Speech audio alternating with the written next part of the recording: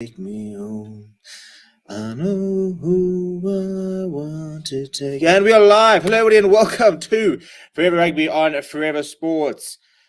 Actually, a very apt song, Closing time, the good old classic. It is the closing time on the Springboks year this weekend, the final test of the year. And what a year it's been. We're going to do a year review, and it's going to take a while. It's going to take a while this year when we do our year review because, jeepers, absolutely everything has happened from Waterboy incidents, from Rusty Gate, from British and Irish Lions victories, to Jacques not being sacked, to beating the All Blacks, to keeping Villaroo, to dropping Villaroo, to not playing up any faster. There's been so much that has gone on with the Springboks. It's been a whirlwind of a year. It has been a whirlwind of a year. But it is Tuesday, and before we say goodbye to the Springboks for the year, we've got a couple of days to really sort of build into what is probably going to come down as probably about the fifth or sixth most important test of the year in the grand scheme of things, but a very, very important test nonetheless. It is a repeat of the 2019 Rugby World Cup final, which means we are taking on England. And you don't want to lose to England. You never want to lose to England, do you? It's one of those teams, there are a couple of teams I'd very much rather lose to. England's probably up there with, like, the problem is even when you lose to New Zealand, it's like, well, they're a good side, so you don't really mind losing to New Zealand. You just sit there saying, whatever. But it's not great to lose to New Zealand because as you got all the Cape Crusaders and everybody who jump on you. But like losing to England is it's just that team, it's the fans, it's like so in your face. And given the assault, the media assault on the Springboks throughout the entire year, it would be a very sweet, sweet ending to be able to just shut them up one last time, wouldn't it? I think it would. But yeah, so, in terms of the plan for the show, we're going to talk about the Springbok side. It has been announced, and not too many surprises. In fact, I basically gave you guys the side last night. So, you're welcome. Spoiler alert, last night, I knew the team. I didn't. I just sort of guessed it. Pretty accurately, I'll have you know. So, we're going to be talking about the team tonight. We're going to be talking about Rusty Gate, or like they are Rusty Gate. We're going to be talking about a bit of an update on the Waterboy situation. I want to talk a little bit about the Waterboy situation, because I can't believe we're still having this conversation 5 months after we first saw it. It's really not that deep, and I think we're gonna have the conversation about it. And apart from that, to talk about a couple of matchups this weekend. I'm very interested to see how it all goes down. We obviously will be live for the match and the last Springbok game of the weekend. I suppose it's a bit of a time to reflect on the year that we've had, actually, because we've had a fantastic year on this channel. We've built up a really, really cool community. We've grown exponentially far bigger than I could have ever imagined. We've hit over 2 million views this year, almost 10,000 on the road to 10,000 subscribers, which is absolutely nuts. Forever Rugby, the secondary channel, is sitting on 1,500 subscribers, which is, probably what I would have thought this would have been about a year ago. But it's been a whirlwind year, and it's been a very strange year rugby-wise. So, yeah, we're just going to chat over the next hour about a couple of things and start to dissect a little bit about what we're going to see this weekend. In terms of the live shows for the week, I won't be live on Thursday. I'm working. We might have a panel, though. I'm busy trying to see if I can get together a panel. So if I can get a panel together Thursday, then they can panel away. Tomorrow night, I'm trying to decide. I can't do the sort of hopper stage show. I'm playing footy. So I've got an offer for you. The offer, that deal or no deal, is I'm offering, should we do an early evening show, like a 5 o'clock show? How are we feeling about that? Do you think, would anybody actually bother watching a 5 o'clock show if we want to do a bit of a final look ahead, talk about what's going on? Maybe there could be some big news happening tomorrow and stuff like that. So I think at this stage, we'll preliminarally say we might do an early evening show tomorrow because I can't do the hopper stage show. I can't even do a 9 o'clock show because I'm playing football at 9:30. So it's gonna be late night for me tomorrow night. But yeah, that's the story there. So yes, but I want to put out the usual poll, which is: are you happy with the Springbok 23? Big question mark there. Yes, no, very, very simple. Go and vote. Let me know what you think. And then we're going to get into it. And we're going to talk about the 23 itself. We're going to talk about England. We're going to talk about the press conference. We're going to talk about how it's almost kind of like, as usual, a little bit with the Rusty Gate, a little bit with the whole Waterboy system. Is we have all these conversations, these debates, these sort of all these articles get written, stuff like that. And it kind of just seems like, for the most part, the Boxers kind of get on with it, don't they? They kind of just carrying on. And they tend not to get sort of drawn into these trivial debates about who can be a water boy and whether you're right or wrong about referees and stuff like that. They kind of just train and they kind of rock up on the weekends and they play decent rugby and they get results. And we complain about the style and everybody complains about the manner and the selections and the box. They're just sitting there saying, we've got our processes, we're going to stick to them and they're getting results. So life's good. But who's here? So Jean Deluc, good evening, says to the Kenya Arms pass of the century. Yeah, I mean, been nominated but that I anyways, I was actually thinking about it. I think that trial was better than the one that's actually nominated for World Village Trial of the Year. But good evening, Alpha Lingen, who says Springboks 34-18, England Wales 26-20 to Wales to beat Australia, France to beat All Blacks is a massive shout. Ireland to beat Argentina and Scotland to get past Japan pretty comfortably. I mean, pretty decent games this weekend, aren't they? I don't think we'll be live for the Scotland game. I'm desperately trying to make sure that we are live for Springboks versus Wales, Springboks versus England, Wales versus Australia, and France versus the All Blacks. It all does depend on who's available and stuff like that, because it's been a bit of a strange weekend coming up. Albert reckons the Boks are going to crush England. I'm not sure we're going to crush them. I don't think we crushed too many teams this year. And England have serious injury problems on top of not having the game to beat us. Yes, so no Jamie George, no Johnny Sexton, I'm not Johnny Sexton. What are you saying? Christ, how long of a week has it been? It's only Tuesday. No Owen Farrell, no Faz this weekend, which is I mean, some English supporters are saying it's a good thing. Carl was saying it's a good thing, which is interesting because I'm a lot more happy as a Bok fan not to see Owen Farrell in the side. Not so much from I don't like Owen Farrell because I think we just know he's a good player, and I think he's a ridiculously good goal kicker. Not to say Mark Smith is bad or Colin Slade or the likes, but I just think that Owen Farrell's got 100 tests worth of very good goal kicking in him, and I'd rather not have that on the field if I can. Yeah, we'll be interesting to sort of see what the selections go, because with no Farrell, you probably see Tuolagi coming back into center channels. Maybe Max Mullins onto the wing. We'll probably see that team being announced probably on about Thursday. Usually on Thursday, so I imagine it'll be on Thursday. But yes, so Tom Hitchcock says, I wonder who will host next year. Maybe Wales in 2022. At this stage, it's supposed to be Wales. I don't think any names. I don't know if it's actually been announced, but at this stage, from what I understand, I think it was on Wikipedia. It has us to play against Wales next year. So that will be the incoming tour, which is a nice incoming tour because it's a nice opposition. I'd like to see France. I think France is somebody we don't see enough of, but I think Wales are a nice. I think it's a perfect sort of side which will test you. We can try to rotate a little bit. We can have a bit of go. So yeah, I'm interested to sort of see what will happen there, and hopefully we'll be seeing a little bit more players next year, and hopefully we'll be see a couple of people being blooded and stuff like that. But as soon as we have confirmation for that, we will let you know what is cooking, where it is cooking, and how it is cooking. But yes, so Jean-Luc says predictions are England 17-20, to Bokkers to win by 3, Wales 15-35, Aussies to pump Wales, France to get pumped by All Blacks, Ireland to pump Argentina, Scotland to get past Japan with a high-scoring game, is what Jean reckons. Good evening, Johan says England 9-13. I says we can. Our scrums will clap England. Yeah, look, I mean, Eddie Jones talking about the fact he needs to nullify the scrums. Our scrum, no fans. Why? No fans where? What are we referencing to no fans? There are definitely fans Twickenham this weekend.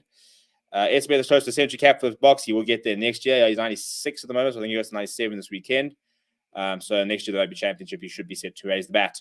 It looks like the more the Boks get this game plan sorted, the more attractive their tries look. Well, I mean, I think we all know. But I said this for a long time. I said that in British National Lions, it was never going to be possible for us to just be able to pitch up and play this champagne rugby. It's just not sustained. I mean, it's just not feasible, was it? To have not played rugby for so long and then come back and be this well-oiled machine. So but what I did say, I think that the longer we play, the more I thought that we would sort of start to get a lot better. And I think that has been the case. So hopefully we will continue to see that progression, and we'll start to see more attacking rugby. Because I think we already are seeing this tour. We are seeing a little bit more ball in hand. We scored 2 very nice tries this weekend. Marcus Pimpy had a very nice try ruled out the weekend before. So I think we are playing better rugby in the last couple of games. I think we just get so drawn into this as soon as somebody kicks. Oh my goodness, he's kicked. What the hell? We can't do this. This is useless, hopeless, blah, blah, blah, blah. Oh, hang on, we got the position back. Oh, hang on, we've run the hand. Oh, hang on, we scored a try. So do you know BKR Sports? I don't. All Blacks to win by 2 points against France this weekend. Interesting call. Would love to see Fiji play the Bokke in Cape Town. Yeah, it'd be quite cool to get like tier 2 nations down here as well. Do you think Willie is going to be the go to the next year's tours? Probably. I'd like to see Willie back in South Africa and playing his rugby where we can actually monitor him.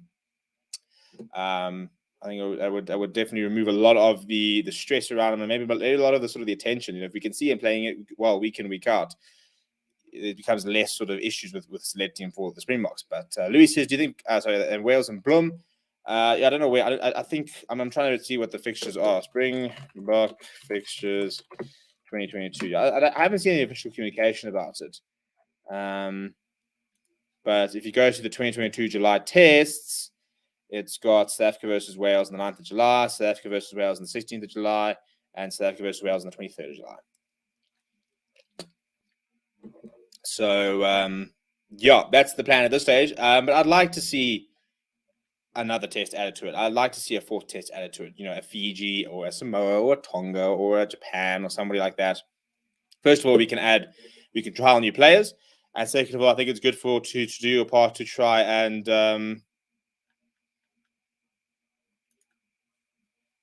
we can try and do our part to help sort of grow the game. Currently, there's still a much challenge happening at the moment. I saw Brazil and Zimmer stuff playing like that. We're going to do something a little bit quite cool that's sort of surrounding that sort of some of those teams, stuff like that. So stay tuned for that. But yes, anyway, for this weekend, Double says Alton should be starting. Andre is out of form. Jan says a Pimpy shy versus Wales was a try. Actually, it's the ref. We need a new gen fly half and scrummy would be legacies. Tom Hitchcock, France. I think Jaden Hendricks will be in around that box setup a lot next year. I think he's a very exciting scrum half to come through. And also new centre comment just in case. John says Kubus should not start. Herschel not good at the end. Why not start Herschel then bring on Kubus? Well, I mean, everybody's been asking for Kubus to start. So, wait, are the Boks playing Wales in a test series next year? Apparently, SAB. Well, SAA. I'd love to see an SAA series. I've been calling it for months and months and months. I'd love to see an SAA versus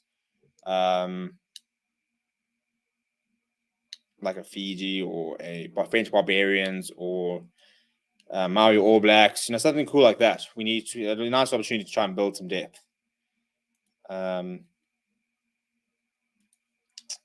So honestly, don't understand the hype around France. I think they've got quite a nice team developing. I don't think they're there yet, and I think unfortunately, the problem with France is France has never been consistent, have they? France are never consistently going to win big games. They don't consistently compete at the highest level. But they play some pretty nice rugby when they want to. So I don't think France will ever be a number 1 ranked side, or not anytime soon. But I do think that there are lots of signs about France to say that there will be quite an interesting side come the 2023 World Cup. I just really like some of the French players. I think, Intermac, Jalabert, DuPont are they're a fun team to watch. I think that's the most thing. It's a bit like watching Japan. They're a fun team. They're like a better Japan. I suppose Japan are probably just better or worse France. I wouldn't say it's fair to say that France are better Japan. Unfortunately, I just don't think France will ever going to be defensively solid enough to be a top nation. But Australia can only win at home, says Mukesh. Well, we'll see this weekend, won't they? They could have come here and lost all 3 in a row, and Dave Rennie would still get nominated for World Coach of the Year. Interesting discussion there. SAA versus Varsity Cup 15. Jeepers, I think that would be a little bit unfair. I mean, Varsity Cup is below Curry Cup, which is below URC, and which is then below SAA. So if you have to do like a URC 15 versus SAA, you even just play against the URC teams, to be honest. Jan says, finally, we are playing Wales again in SA after we play them against all the time in Cardiff. Who's your money on to win the Six Nations? Probably England, if I had to hazard a guess. Because I think that they'll be consistent enough. I think that Ireland, as usual, will probably have 1 or 2 really good games next weekend, but a bit like France, they just don't have the consistency. I mean, Ireland are a side which can beat any team on their day and can be beaten by any team on their day. I think France is much the same. I think that they've got so much talent. I mean, that Irish team on paper is childish. It really, really is a strong team. But they get games where they just can't pitch up on the day. So they're frustrating side to watch. Must be a very frustrating side to support. But I'll probably back England. And they've got some nice talent coming through. I think Freddie Stewart's looking phenomenal. I think something like Phil Simmons looks very good. Obviously, Marcus Smith is nice and exciting. So there's a couple of nice team players coming through for England. And I'm interested to see the sort of the rebuild that Eddie Jones is doing. Bit of a sort of an interesting time for Eddie Jones. A lot of people sort of saying that is he a good coach? Did he inherit a good side? Where's he at? Has he really managed to rebuild properly? Is he going to leave England in a better space than before what he inherited? Why was England so poor in this year's Six Nations? It probably didn't help. A big rhetoric about why they were so poor was because they're so Saracens based. They had 6, 7, 8 Saracens players who weren't playing rugby because they were in the second division. So whether that was the case or not, but I do think a lot of the Saracens players were pretty off the pace. Mario Tojo wasn't playing particularly well. Owen Farrell wasn't playing particularly well. Vinapola wasn't playing particularly well. There were quite a few Saracens players who were a little bit off it. Which probably didn't help their effort. Johnny L says we need more creativity when we have the ball, not run straight into players the whole time, and we need to cover our outside at wing with our rush defense. Ireland was a brilliant team in 2018. Ireland won 6 nations, records Albert. One team I think I can beat the box every time is Ireland. Well, that's 100%. England has a better team. Ireland very consistent. Marcus Smith is playing brilliant rugby at the moment. Forever Sports super fan says English suck. Dear. Well, that's new. We've never had that before. Bad Panda says excited by this front row. Really needs to come back to the Sharks. No, Lions. We need a fullback. We desperately need a fullback. I would take Villy back. In fact, I would drive him. Where does he need to be? I'd be a chauffeur if I had to. If I had to pick him up, and I'll drive him around Joburg if he come back to South Africa because the Lions are just that desperate for a fullback at the moment. But let's look at the team, shall we? Let's look at the team before we talk a little bit more about this weekend. This is what we got to work with this weekend. It's what I predicted last night. So front row is unchanged. Lourdes Diago's come back. Franco Master, we kind of knew that was going to happen. Same loose trio. The big core is a new halfback pairing, of course, Reinach and Andre Pollard. Now it's interesting because Kobus Reinach has generally started when Faf de Klerk has been injured the entire year. As soon as Faf de Klerk is injured or doesn't play, Kobus Reinach starts. So it's only in the last 2 games that Herschel Yankees has actually started. So it's interesting to see him get a start. And I don't think he's actually played that match again with Pollard because obviously a lot of the time when Faf doesn't play, it means that on Pollard's not playing, so often if you do the rotations. So I'll be interested to sort of see how often. I mean, obviously he has played quite a lot with Pollard, but not as much as he probably would like. But I think that we've got somebody like Reinach who's pushing, probably deserves. Well, again, you can't really sort of say deserves to start, deserves to win the bench because there's no difference in my opinion. But I think Herschel has struggled so far, and a lot of people are saying that he's a player who's much better at finishing the game. So maybe that's a strength, and we're going to see this weekend. I do think that it's very big to pick Pollard at 10. I think that it's time for, and I said it in my announcement video earlier, it's time for Pollard to repay the faith that they've showed in him. He's not had a good year. Hasn't been good, particularly since that ACL injury, which does take a long time to get back from. So he's allowed to not be good.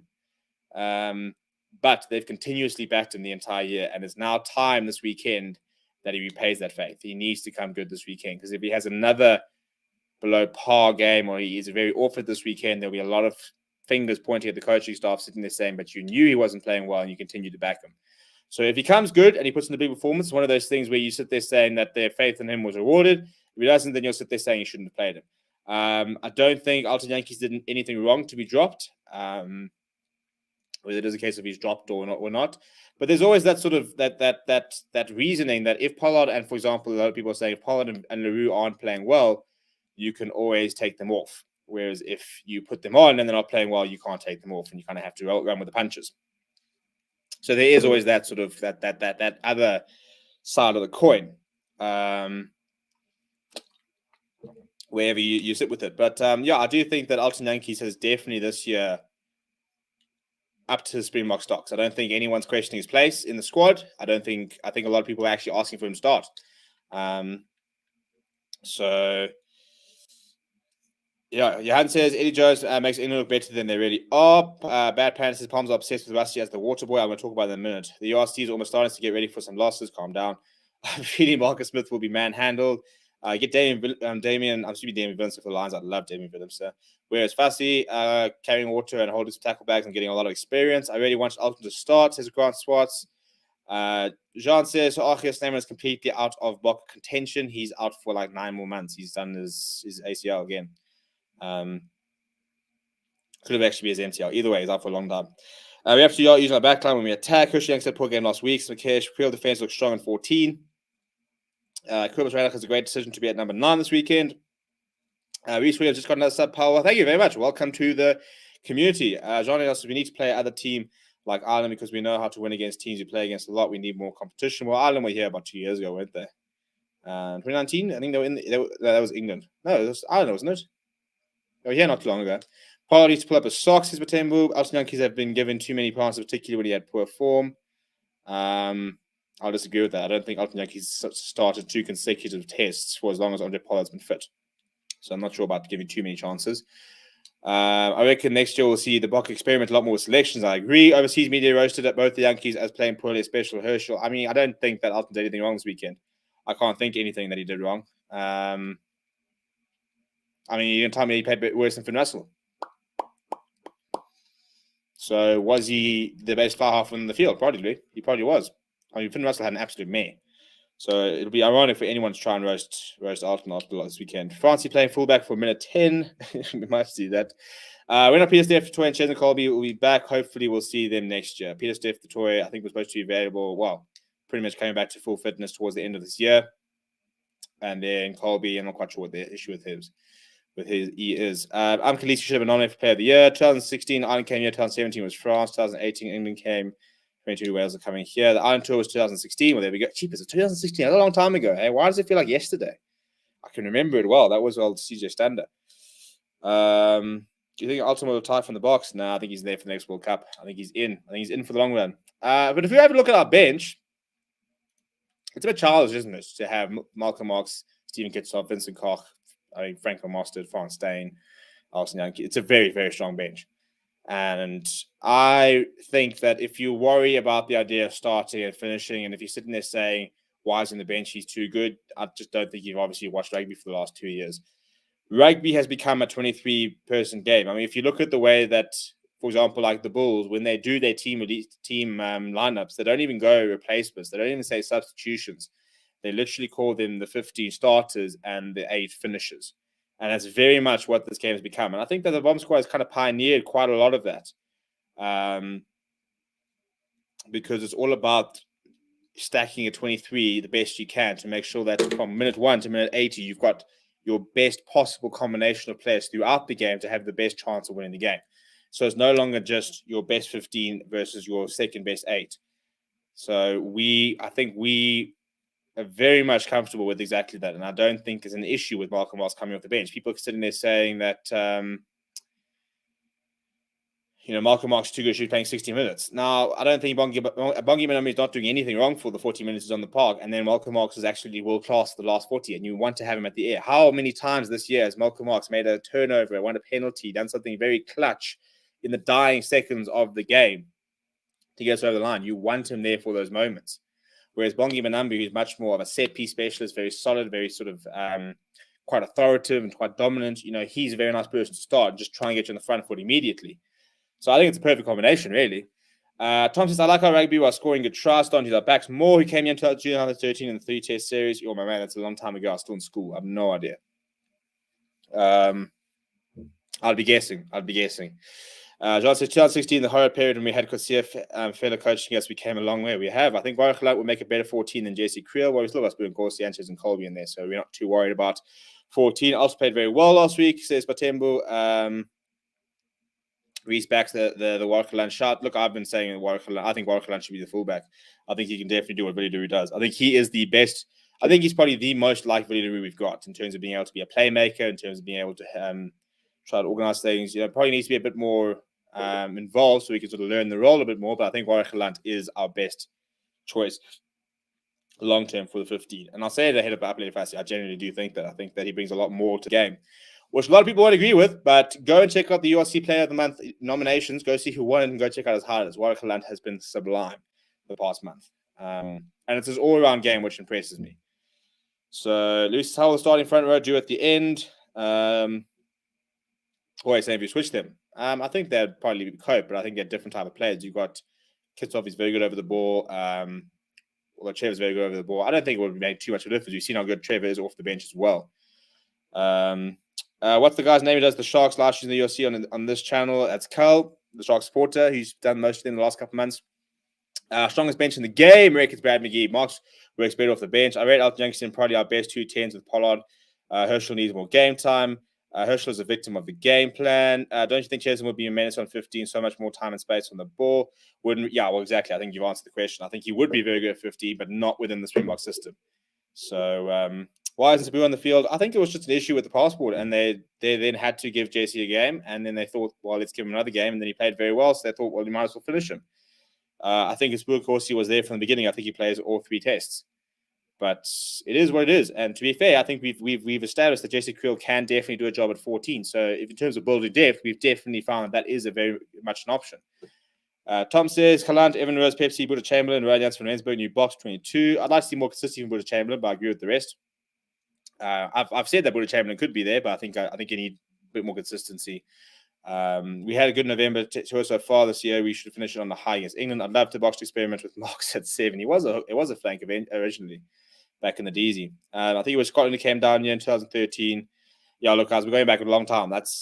Since that time, I've gone through varsity. I was at varsity for a very long time, and I finished it. So, disappointed that Division hasn't gotten a Springbok call-up. Well, that's because he got a Scottish call-up, so he ain't getting a Springbok call-up anytime soon. Well, he's not capped. Unless we see him this weekend, I suppose. But, yeah, I want to talk a little bit about the Waterboy situation, because once again, Jacques Nienaber has to answer questions about it. And the answer was, he says, well, we haven't made a decision on whether he will be the Waterboy or not. But all I want to know is, how are we still harping on about Rassie Erasmus carrying water?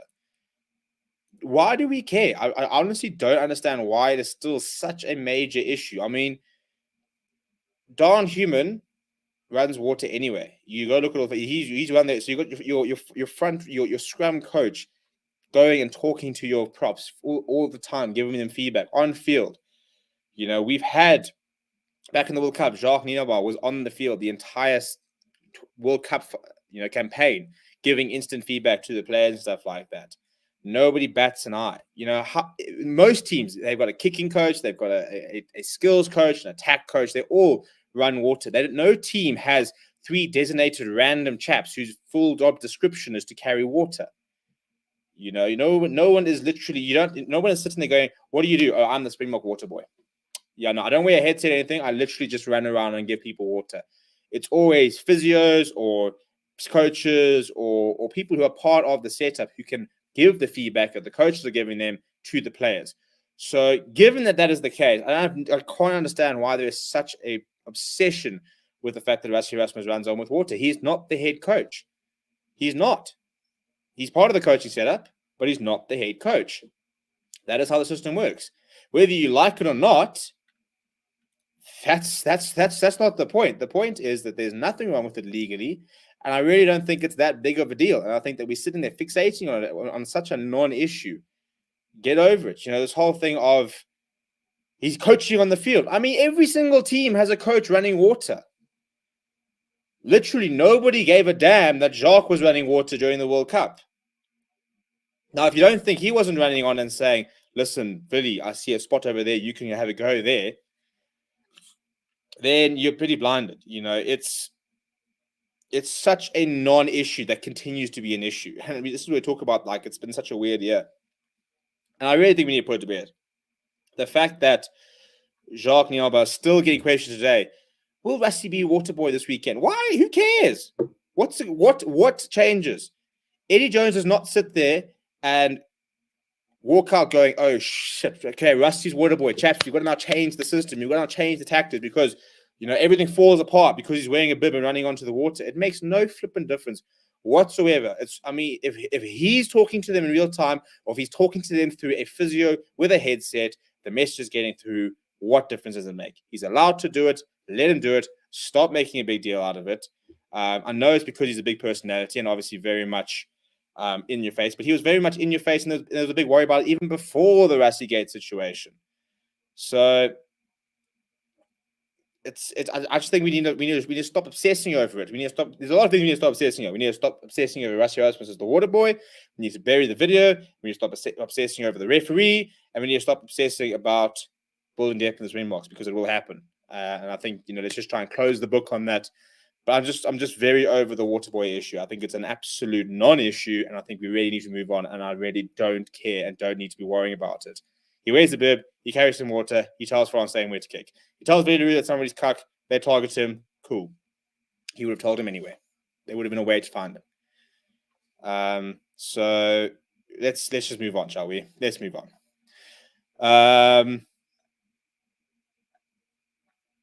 But yes, so Jean says the depth in the 14 is mad. Colby and Corsi, Creel, possibly Speckman. I don't know what you're on about, Michael. Playing Creel gives us depth at 13 in case is injured. Agree. Vincent should go either to Lions or go abroad to give him more backing and proper chance to prove himself as a proper utility back at club before international level utility back. Corner says your thoughts on Evan Lewis being chosen above Jasper as Dwayne's predecessor. I think you mean successor, but yeah.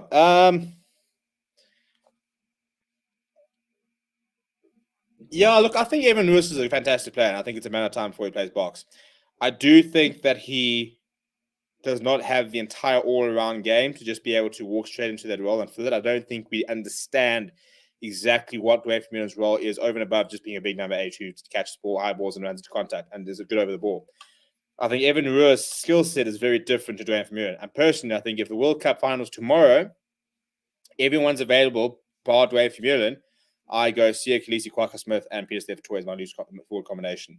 I think Kwaka Smith right now is becoming a genuine candidate for number 8 if Dwayne Vermeulen is not around, because I think that he fills the gap. I think between him and Peter Steph Toy, they fill all the roles that the Springboks want within a loose trio, and obviously Sia Khaleesi. I think Evan Lewis could get there, but I think at the moment, Evan Lewis is a very abrasive, hard-running, aggressive 8th man, which is fantastic and brilliant, and he's a fantastic talent, but I don't think he's got the maturity yet to be able to do the role that Dwayne Vermeulen does. And I think he still needs to learn a little bit defensively, and I think that he'll get there. I think he will get there. I think he needs to be part of the squad. I do probably think, I know you're asking just about him versus Jasper, and I do probably think I'd actually probably back him ahead of Jasper Wiese, because I worry about Jasper Wiese's soft skills. I think his discipline's a bit iffy, and I think his soft skills aren't good enough just yet. So I'd be more than happy to give Evan Lewis a go. But I think that for all that he's not the traditional number 8, I think Kwaka Smith got very, very much got an opportunity to try and use it. Because I think that what we've seen so far this year is that we don't have open side, blind side, flankers, and an 8th man. We've got roles and 3 players who play, and they sort of just fulfill those roles between them. Which is cool, and I think we are starting to see a lot more. I mean, look at Maito Logi running onto the field with a 14 jersey on his back and playing at outside centre for most of the game. So it's becoming a little bit more fluid. Bad Parents says British media are obsessed about Rassie. Rassie is going to be a massive call up to the boxes. Louis Tyron Green next box 15, decent shout. The fact that the water boy thing takes the focus of the players is an unexpected blessing, not a bad shout either. All our French players need game time. I don't care. I'm not harping about it. It's over. What's the fuss about this water boy thing? Asked the British media. Lest we forget, before Georgia, the entire squad hadn't played together for 18 months. Fadim says, just me, or did Evan manage to dampen Itoje in the latter 2 British and Irish Lions games? Definitely. It was definitely the best block of the series. They just made Rassie figure out all the way to cheat the system legally. Any news of Pierce Jeff Toy? Nothing, unfortunately. People are scared of Rassie because he's the architect of the demise. Do you think Rassie will be a good player? Are you talking about Rassie or Ruiz? Because Rassie was a good player. Even Ruiz will be a very good player.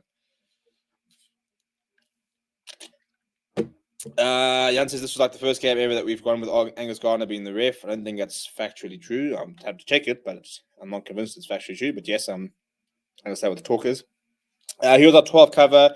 Well, I suppose David Williamson and France Day. We don't really have an out-and-out inside centre, but those two can both operate inside centre, as can Pollard, actually. It'll be interesting to sort of see where Pollard plays, actually, when he goes back to his club, because obviously you've got Garbizzi at Montpellier, although there are now talks that Potter will be going to sell Sharks potentially. So it'll be interesting to see if that materializes. Jean says Rassi has always been an out-of-the-box thinker. They're just jealous that other coaches are stuck in the Stone Age with their coaching, whereas Rassi is always thinking of ways to get the upper hand. James says, I'm in, bro. Soccer fans obsessing too much. We are starting to look silly to other nations. In terms of the refs, I agree. In terms of the Rassi Erasmus, I don't think it's too much of us. But yes, what's the guy's name that does the Bulls live streams and your cheapest, mate? We change a lot. I know that Kanya's done quite a few Bulls ones. Quack Smith is world class. His Tom thoughts and villains have been the long-term success to Villy. Needs more game time at fullback. Reese says we have to show the entire rugby world at the home of rugby what we're about. Only worried about Villy and 100, but hopefully the lack of caps opposite them will show. Quacker all the way, says Judge Dredd. Quacker shut the people up. I liked him from the beginning. I'm a Lions fan, so I've always been a Quacker fan.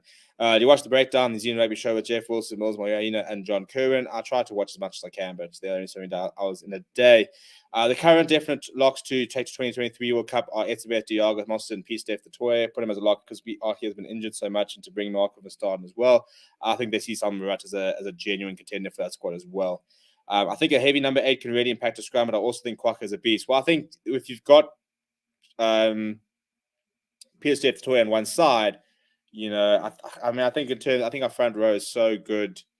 Anyway, I don't think not having the big Henry at number 8 at the back is a gigantic issue. And if it is, you know, I don't know. I mean, defensive scrum, you could put Steph Toy at the back there. It's not ideal, but I think we could adapt. John says the breakdown is a terrible show. John Kerr has no clue what modern day rugby is all about. Where's Pollard off to now? Rumors of sale Sharks, but we'll see. Who's the ref this weekend? I actually don't know.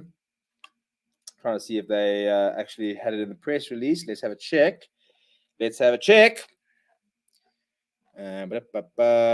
Andrew Brace from Ireland is the match referee. He'll be assisted by Angus Gardner and Frank Murphy, while the Irish compatriot Brian McNeese will be the television match official on duty. So there we go. So it is Andrew Brace from Ireland who will be officiating this weekend.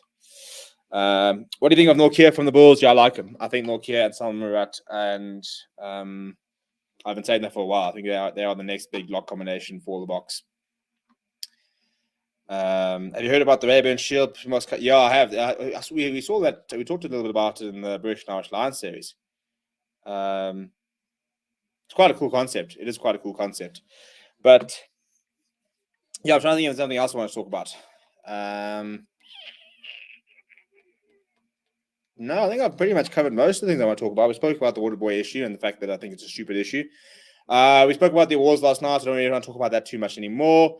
Gone through the team. I think it's a pretty good team. England-wise, they're missing Farrell and Jamie George, which is big.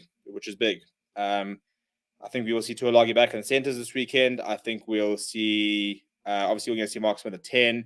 But I think we can go to. I think we can have a go at Marcus Smith. You know, for all that he's looked so comfortable at Test match rugby, he's played one match against Australia as his only Tier 1 nation. I thought he was good this weekend. But I didn't think it was phenomenal. So I think we can actually have a go at Marcus Smith. I reckon a couple of hits and a bit of pressure on him, and I think he might struggle a little bit. I mean, we put Finn Russell off his game, so I don't see why we can't do it to Marcus Smith. Tuolagi scares me a little bit, I must admit. Obviously, you don't want to give too much space to Johnny May, and if they go with Freddie Shred full back, he's a very nice player. But I think for me, the most exciting battle for this weekend has got to be the Lucy's. You know, Underhill, Curry, Courtney Laws versus Quacker Smith, Dwayne Camille, and Sia Khaleesi. Because I think that pound for pound, player for player, I think they're pretty even. I think it's going to be a very, interesting contest this weekend. Very different players all around. When you think of Courtney Laws compared to a Quacker Smith or Sia Khaleesi, when you think about Underhill compared to, you know, Tom Curry playing at 8, if he does play at 8 compared to Dwayne Camille. So. Unless they go with a more natural number 8 and the likes of a Sam Simmons or a Don Brandt, but I don't think they will. And I'll be interested to see if England go with the 6-2 split, which has been made a little bit more complicated by Farrell being injured. So a very interesting selection to come on Thursday. Jean says probably needs to come back to SA. French rugby has made him soft. What will be the ranking off this weekend? Well, I suppose it depends on what the results are. Do you foresee Box going through another Asuka Syria after most of the senior players leave the international scene? I don't, because I think that we, first of all, now have allowed overseas players, so I don't think that he'll have such a limited player pool as he did. I think that I think Alistair Coetzee struggled a lot. I don't think he was necessarily good enough, or was the right choice maybe at the time. I do think he was given a very, very rough hand. I think he was. You've got to give somebody the greatest chance of succeeding, and if they don't, then it's because of them. I don't think he was given the best chance of succeeding. He wasn't allowed to call up all the players he wanted to call up. He had to bring in basically a brand new squad. So I think that he was kind of set up for failure. So I feel sorry for him. I'm not to say that I think that if things wouldn't necessarily have been different if that wasn't the case. But as I said, I think you just always need to give a coach the best chance of succeeding. It's one of the things not happening with the Lions. I think that maybe now they've got good coaches, but I don't think they'll be given a squad to really compete. And if you can't give them the best chance of succeeding, you can't then be surprised when you don't succeed. Colin says Andrew Brace is such a good ref. Wouldn't our backline be more dynamic, evasive, and explosive? Colby was given 15 as opposed to 14. I don't think we have a problem with the forward pack. Everyone that plays puts their hand up. Yeah, look, I think also we've got to think more than just who would be the best players with the ball in hand when they kick behind, attacking. You've also got to think tactically. Who is tactically going to be able to organize, run the backline, and read the game the best? Who is going to be able to defensively set things up? Tactical kicking and stuff like that. So, yes, Colby as a fullback would have so much space to counterattack and be very exciting. But can he do that within our system? And who then steps in terms of becoming that second playmaker? How often do you see Villaroo? You saw Villaroo at first receiver a lot this weekend. Even with Alton Youngster, for example, and he does a lot more with Pollard. So he's often that link. Can Colby be that link? Probably can be, but you need to actually have time to be able to implement that. Comments have a presser with Pollard and Villa together so they can take their place in the box. That way they will be able to see how fans see them. Yum for Surf Tank still confusing me pretty about the goose. Springbok versus SAA or for that. I actually really like that Springbok gold versus Springbok green match last year. I thought that was pretty cool. It was almost like a trials match. I think we should do more of that. England media already say Mark Smith is better than Pollard. Probably in better form, but come on. One's a World Cup winner and the other one's 23-year-old with one test against Tier 1 nation. I think it's a joke that he got nominated for World Player Breakthrough, the Player of the Year, to be perfectly honest. Can't believe they did not call up Ford. Yeah, I'm a big Ford fan. I drive a Kia, so I wouldn't say I'm that big of a Ford fan. But yeah, he's a nice player. And it was quite interesting that they didn't, especially now with Owen Farrell. I'm surprised they didn't just say, listen, Chief, can you just jump in for a match? Hank says we need to smash England in the scrums. We will. I think we need to take them to the gutters this weekend. Marcus Smith is the real deal, but a few big boxes in direction will soften him up. Yeah, I think he will be very good. I don't think he's this world-class Richie Mwanga, Burton Barrett at the best of his abilities for our half right now. It'll take a while before he really adapts. He's barely been tested at this level. He's played one match against Australia. Northern Hemisphere ref will not be favourable for SA. Do you think when Colby returns, he's going to have similar issues with his weight as the injury is similar? I hope not. And I hope that they're now being quite cautious over the injury and making sure that they do everything they can to make sure he's fully ready and not rushing him back. Is Pollard the best defensive 10? He definitely is. He's basically an inside centre. I've always said he basically plays like an inside centre anyway. What's happening with Alistair? I think he's in Namibia. Or is he in France? I was actually trying to get an interview with him because I know his brother very well. Yeah, Namibia boss. So I think we must try and get him on the channel here. I reckon we could actually be able to get that work. We're talking to Zim. We're going to do a whole feature on Zim at this stage. So maybe we'll extend that to Namibia and try and get Alistair for a chat. Fadim says in our squad, yes, as a Stormers coach, could tell you has to see as a horrible coach. His Grant Swartz. Would anyone from the England squad make the Bok 23? It's difficult. Yeah, look, I think the entire loose trio makes. Courtney Laws probably makes it. I think he's playing phenomenal rugby. I could maybe not necessarily better, but I think if you had Courtney Laws even as a lock ahead of either Etzebeth or Real Diogo on current form right now, I don't think there's much of a drop off. I think that for as much as you don't like him, maybe not playing his best play, but I think Owen Farrell obviously would you don't play 100 tests if you're not a good player. I think that anyone in the loose trio would be pretty good in the Springbok side if off the bench. They're definitely better than like Jasper Wiese, for example. So they're definitely getting into that 23 on the bench. Who else? I suppose I probably find that I think Ben Youngs probably gets into the squad. Probably starts actually. Who else? I mean, Mario Toji. I think the locks are pretty close, to be honest. I think that Mario Toji on his day can keep up with Etzebeth and Lutiago. Current form, I think Etzebeth's better, but Toji's a nice player, obviously. In the back line, yeah, I wouldn't pick Johnny May ahead of Maxwell Mapimpi, but he is very good. Where on earth is Andres Kutsia in this world? My wife loved him back in the Kutsia because of his looks. He's playing for Benetton, I think it's Benetton. Yeah, it's Benetton. He's playing. Yeah, he's over in Italy. So he's over there. Why is he starting to attack Smith? Who are we talking about? We're talking about Pollard. Maybe the English can go with a 5-3 split. Lords can play locks. They don't need a specialist lock of the bench. 19 Simmers, Don Brandt, Mitchell, Atkinson. Man, I think they'll go with a 6-2. You know. Right, that's van Rensburg for the box again one day. I'd like to see it. I'd definitely like to see it. I think that I think he had he played that game against Barbarians. Look, he had that season with the Lions where he was absolutely untouchable. Him and Elton Yankees were just carving any team ahead of them apart. It was a lot of fun to watch. And I'd like to see more of him. I want to see more. I want to try to watch more Premierships just so I can watch him because he's a very nice player to watch. Had a nice all-play game along with a decent turn of pace and obviously the biggest chest in Jacques Free, which helps. How long do you think Rassie and Jacques will stay at the box? I don't know. Well, contracts until 2023, I assume. So, to be honest, I wouldn't be surprised if they leave at 2023. But we need to put a succession plan in place, and his name rhymes with Johan Ackermann. In fact, his name is Johan Ackermann. That is the coach that I want to see.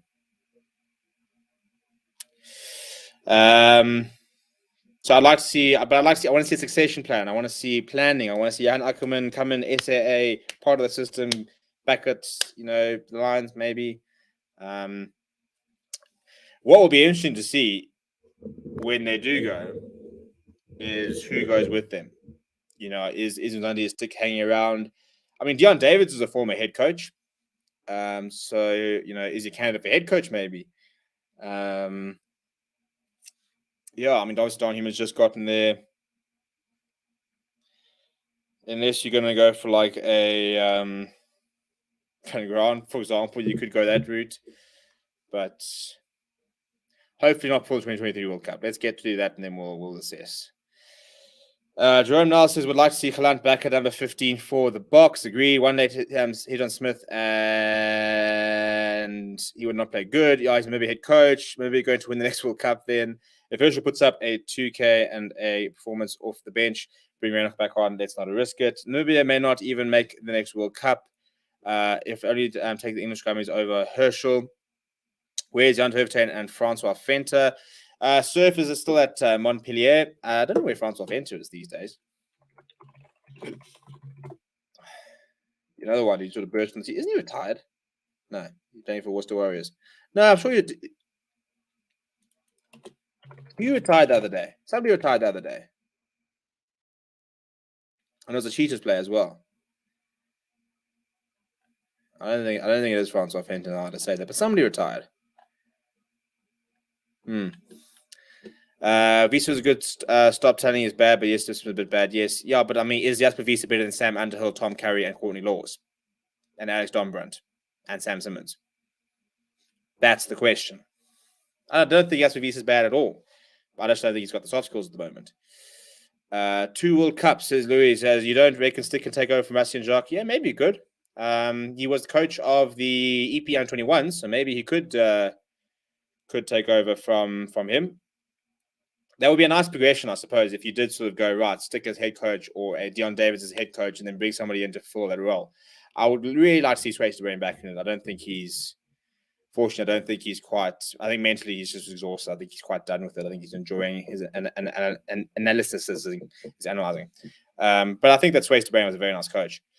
Like Shark said on giving Creel and Vincent a chance ahead of Fussy to give those who have had a chance to do the same with Marco and Jasper. Jasper only plays 2 minutes with the bench anymore. Well, he did play he played the entire British and Irish Lions series. So whoa. He's played a lot more than Creel and Vincent. He has started, I think he's played 11 tests this year. And he's only sort of really coming off the bench for 20 minutes in the last 4. So will Rassi remain as director of rugby? I hope so. It's nice to just have someone who can just pull the strings and stuff. Man, our women's team is shocking. Would like to see them one day be as good as the men. Look, I think that women's side has had a lot of issues administratively in the last few years. I think there's been a lot of lack of funding. It does seem like in the last year or two that there's been a big push to try and sort of sort out those structures. So it'll take time. I do think that we'll get that right eventually. I think it's been overlooked for many years, which unfortunately a lot of things has. But hopefully we can get that now. That sorted. Jan Ackerman, head coach, says De Bruyne, assistant coach of the Boks 2024, please. Yeah, I wouldn't be surprised. I wouldn't be upset. Put it that way. Pete van Zyl recently retired. No, I'm sure it was a Cheetah Center.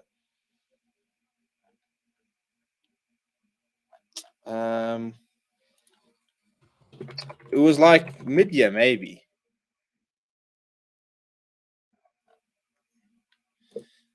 Cheetahs player retire. Who was it? William Small-Smith. That's who I'm thinking of. William Small-Smith obviously retired this year. That's who I thought about. Yeah, I knew it was a Cheetahs player. De Bruyne is wasting his time in Supersport. I agree. Delaney and Amel will not be replaced in the near future. We have very good centers for backup. Do you think by the coach continue to Villy is giving him a swan song and won't be selecting from current 22 season? I'd be surprised if that's the reason, but you never know. You never know. I know it's a tough match, but it's the last one for the year as well. Why not give Fussy a go? Is that my question? Because we wanted to win this match at the end of the day. If Fussy was going to get a go, he's going to get a go last weekend. He wasn't going to get a go this weekend. We do not want to lose this match. This is the match you don't want to lose. This is the match. If we had to lose the first 2 matches and win this match, you'd probably take that, to be honest. You wouldn't be happy with it, but you want to win this match. I think if we can be more clinical in the opponent 22, we could be one of the greatest teams of all time. So we've realized it was small. But De Bruyne is a good assistant coach, but he wasn't a good head coach for the Lions. I mean, he got to the final, so I wouldn't say he was terrible. Wasn't really around long enough, was he, to really be able to judge him? I mean, he was there for 2 years, got to the final and won. So, I mean, I've seen worse coaching careers. He's getting a bit old these days, I suppose. I think he's 61. Good old Swace. But you see, he was the head coach for a year and a half, and then he went to the Boks. So, yeah, well, what can we do? William Small-Smith never really had an impact in rugby. Never saw him play for the Boks. I thought he was one of those talents. You kind of got lost in the system, didn't he? Very hard, very nice junior player. Never quite managed to step up. There are a lot of players like that. I was thinking about JJ Engelbrecht the other day. He's another one who was sort of looked so good and was supposed to go on to have a great career and just never really managed to kick on. Does the bomb squad strategy swapping on time front rows plus more limit the ability to blood in younger players, Fussy in other positions? No, I don't think so. Because I think that when we blood players next year, we'll blood them from the start. I just don't think we don't really give players debuts off the bench. Obviously, we have, but it's Apele Fassi got his debut as a starter. Jasper Wiese got his debut as a starter. Jaden Henderson didn't, granted, but when Oxenchair came back from the fringes, he started again. I think it's nice to start, and you can always hook them if you need to. I know they haven't played for a year, but is the team as good as the 2007 John Smith's team? I don't think they're worse. I think that this team the last 2 years they've done pretty much what that team did. So statistically, probably lost a few more games, but trophies wise, they've got the Rugby Championship, they've got the World Cup, they've got the British Irish Lions series. So it will be one of the best Boks teams ever. It's whether we can kick on. Look, if you go back-to-back World Cups, you're solidified. You are the best Springbok team of all time if you can go back-to-back World Cups. Thoughts on the 920 Lions team winning the Co-Cup? Any players from that team for the future? Oh, my man. So many. There are some proper players. Henko van Wyk. Watch out for him. Kieran Horn, watch out for him. Very, very nice player. Sasko and Glovu, the is under 20 as captain under 20s. He's a very nice player as well. He's a very nice prop. I think it's Shongwe. He's a nice player as well. There's so many players in the under 20s line side. They really, really are very good. I'm very excited about those players, actually. I think we've got quite a little special bunch, and hopefully they can kick on. But Henko van Wyk is probably be the one you'll see the soonest. I think he's very much ready for senior rugby. He got to the final only because he had an easy path to the final in the second year. Didn't even make the Lions qualify for the quarterfinals. Yeah, but also, do I look at how many Lions players left in those years? I think it's harsh to say he's a bad coach. Kwakal 8 will be fire. Would like to see the Munster coach 2024, the Hunt guy. Fernand Kran, if Jacques does retire. Wouldn't surprise me. There's lots of connections there, so it wouldn't surprise me if that's the case. Do you think we will change again on 40 minutes like Scotland game? Yeah, probably about that. Grant Swart says the Bulls killed JJ Engelbrecht's career. Big shout. Who was worse than as you could see as block coach? What's his name? Currently the CEO of Lion. No man, he's a flipping. I've gone completely blank on his name. We met Rudolph Stroud. He had a horrible tenure. 2009 coincided with a poor New Zealand team. Hey, that's not our fault. That's like saying that 2015 coincided with a bad Bok team, and therefore New Zealand's World Cup doesn't really count. Come now. Yeah, no, Charlie had a horrible, horrible tenure as a Bok coach. Never basically retired him from coaching. Maybe a future Lions centre combo of 12 Similani, 13 Dianti, big centre chaos. Look, is Henka Fenter coming through? But I just want to see Dianti playing rugby again. Don't we all? What a nice player. What a player. Nick Mallet. No, look, Nick Mallet had a flipping good. I think he's still got the best win percentage as a Bok coach. Maybe he didn't have the trophies to show for it, but you can't say Peter de Villiers. Come now. Peter de Villiers won the Rugby Championship and the British Irish Lions series. I think he had a much better coaching career than a lot of people give him credit for, to be fair. Very interesting documentary that they did on him. But we're going to call it there. We've been going for an hour. So appreciate you people. So we might do a 5 o'clock show tomorrow. I think it'll be something a bit different because otherwise I won't be live until Saturday. So I think it'll be a good idea to do it. Apart from that, tomorrow we've got 5 things learned from the Scottish game that we're going to be doing. Which I've recorded and stuff like that. We've got press conference tomorrow from the box. And if you want anything else, if you're interested, you can go and check out my personal channel, the CVP channel. If you go to the page of Forever Sports, you'll find it there. Doing a bit of filming for that. So hopefully put out some more content on that, which will be quite cool. So if you're interested in seeing more of what I'm doing, then you can go and check that out as well. Apart from that, smash a like on the video, subscribe to the channel. We are on the road to 10K subscribers. We are 500 people away. So let's hope we can try and get in the next couple of weeks and do it before Christmas. But keep well. Get vaccinated so you can go and watch rugby and stuff in the stadium and stuff like that. And I'll chat to you guys all tomorrow.